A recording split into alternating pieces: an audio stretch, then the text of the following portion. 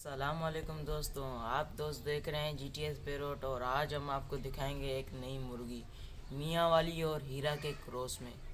صحیح ہے نا، یہ مرغی ہے، یہ آپ آگ چیک کر سکتے ہیں، دکھائیں بھائی آگ، چھوٹی چونچ میں، اور یہ کروز میں ہے ابھی پر اس کے، یہ نئے پر لائے گی۔ آپ نلی چیک کرتے ہیں، چورس نلی میں، یہ جی فور سیل ہے، یہ بند ہے، یہ جوڑ بند دیکھیں، آپ جوڑ دیکھیں، یہ جوڑ ہے اس کا،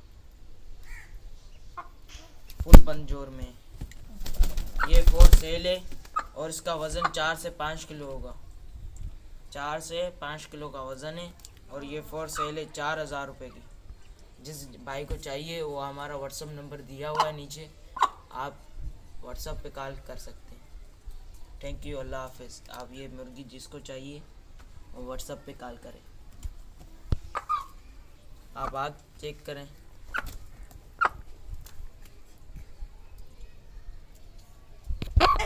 فل سفید آنکھ میں، اور آپ پلے بھی چیک کروا دیں آپ کو، یہ دیکھیں ابھی کروز میں ہے، ابھی پلے نہیں اتارے گی۔